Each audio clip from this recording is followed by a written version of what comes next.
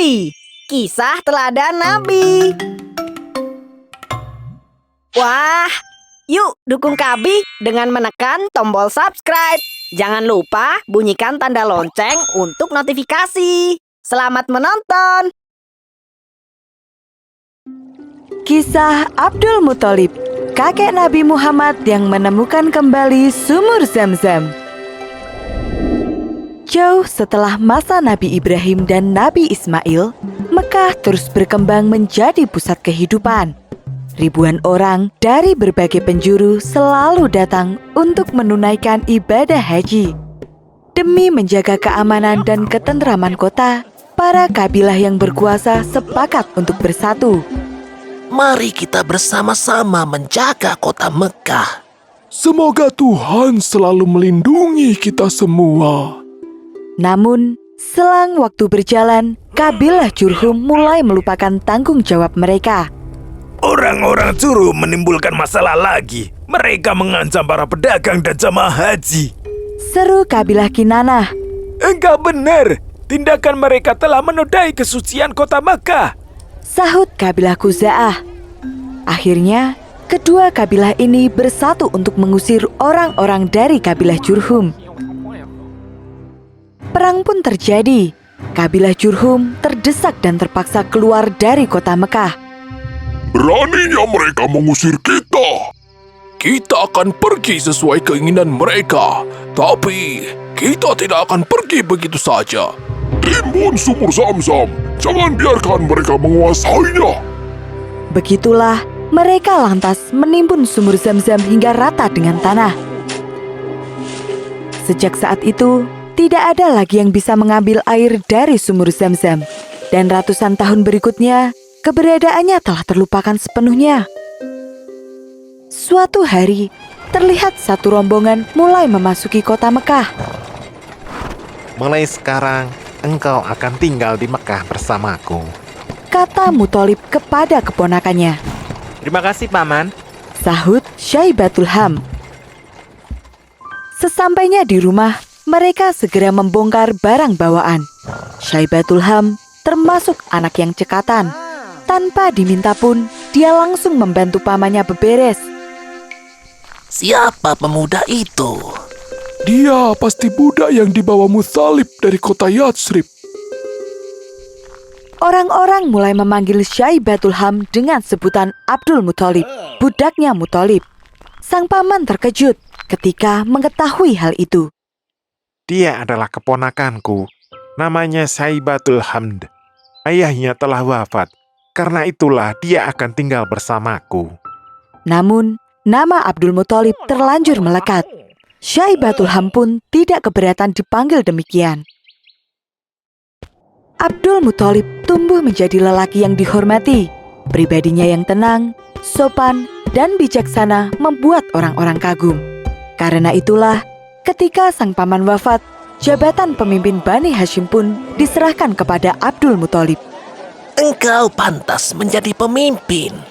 Benar, engkau adalah yang paling bijak di antara kami. Sejak saat itu, Abdul Muthalib menjabat sebagai pemimpin kabilah sekaligus menjalankan tugas yang amat penting, yaitu pemberi minum dan penjamu para jamaah haji, meneruskan jejak sang paman.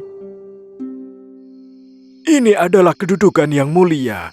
Namun, aku tidak menyangka jika akan seberat ini. Sebentar lagi, musim haji akan datang, dan dia harus menyediakan banyak air. Abdul Muthalib melakukan segala macam cara untuk memperoleh air. Meskipun itu artinya dia harus membeli dan mendatangkan air dari tempat yang sangat jauh. Bawa semua air ini dengan hati-hati. Baik, Tuan.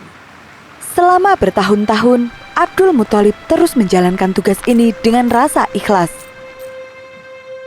Hingga suatu ketika, Abdul Muthalib mulai merasa kesulitan.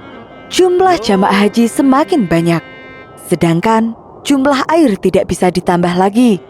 Dia pun berdoa di depan Ka'bah, memohon agar Allah memberikan pertolongan. Ya Tuhanku, berikanlah petunjuk-Mu.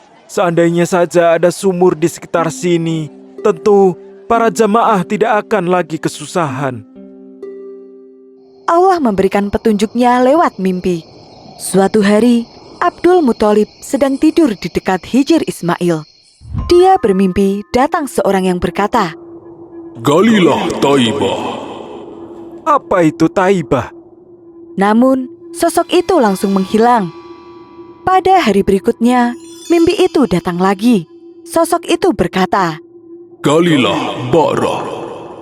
Apa itu Barah? pada hari ketiga, Abdul Muthalib kembali tidur di tempat yang sama. Dan mimpi itu datang lagi. Kali ini, sosok itu berkata, Galilah Al-Madunah. Abdul Muthalib masih belum memahami apa arti mimpi itu. Dan pada malam keempat, sosok itu datang lagi dan berkata, Galilah Zamzam. Apa itu Zam-Zam? Apakah engkau bersedia menjelaskannya kepadaku? Zamzam adalah air yang tidak pernah habis, melimpah ruah, dan akan menjadi air minum bagi jemaah haji yang agung itu. Posisinya berada di antara kotoran dan darah, di sekitar gagak-gagak bersayap putih berterbangan, dan di dekat sarang semut. Setelah mendapatkan mimpi seperti itu, Abdul Muthalib kembali teringat pada cerita zaman dahulu. Cerita yang diwariskan secara turun-temurun. Aku harus menemukannya. Aku harus menemukan kembali sumur Zam-Zam yang telah dilupakan orang. Apalagi aku bertugas menyediakan air dan makanan bagi penduduk Mekah dan para jamaah haji. Abdul Muthalib lantas memanggil anak lelaki satu-satunya, yaitu Harits. Ambil cangkulmu, ayo kita gali sumur Zam-Zam. Kemana kita akan mencarinya, Ayah? Ayah telah mendapat petunjuk dari Tuhan semesta alam. Beberapa hari kemudian, mereka sibuk mencari lokasi seperti yang dikatakan dalam mimpi. Akhirnya, pencarian mereka berakhir di tempat penyembelihan kurban milik kaum Quraisy, tepat di antara dua berhala besar Isaf dan Nailah. Lihatlah sarang semut dan kawanan burung gagak hitam itu. Ini persis seperti petunjuk dalam mimpi. Mereka berdua pun mulai menggali tanah. Apa yang mereka lakukan ini menarik perhatian orang-orang Quraisy. Hei Abdul Muthalib, apa yang sebenarnya kau lakukan? Aku sedang menggali sumur Zam-Zam. Bukankah sumur itu telah menghilang? Engkau hanya melakukan hal yang sia-sia. Abdul Muthalib tidak menghiraukan pendapat dan pandangan orang lain. Dia terus saja menggali sambil berdoa kepada Allah.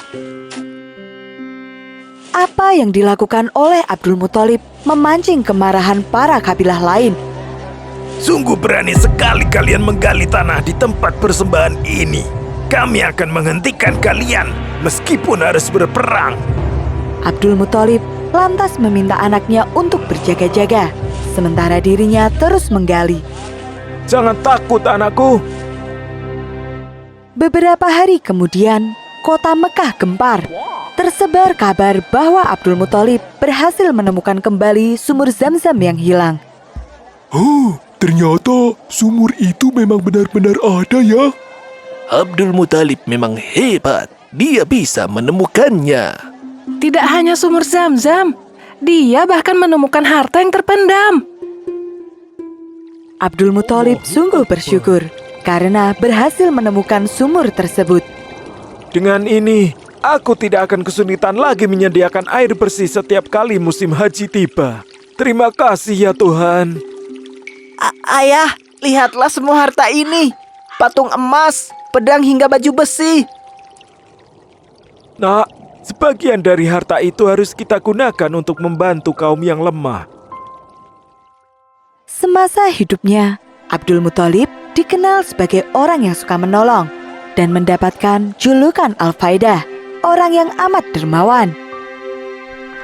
Wahai Abdul Muthalib, apakah engkau akan pergi lagi ke bukit? Benar, para burung telah menungguku. Tidak hanya kepada sesama manusia, Abdul Muthalib juga dermawan kepada para hewan. Dia memiliki kebiasaan menabur remahan roti di bukit agar dimakan oleh para burung. Bersabarlah, jangan berebut. Selama aku masih hidup, kalian tidak akan kelaparan. Kedudukan Abdul Muthalib semakin kokoh, dan dia berhasil menjadi pemimpin yang kuat dan dihormati. Dia memiliki 10 anak laki-laki yang membantunya memperkuat kedudukan itu. Salah satu dari anak lelakinya adalah Abdullah, seorang anak yang sangat baik, lembut, pandai dalam bicara, dan suka menolong orang lain. Dialah ayahanda Nabi Muhammad SAW.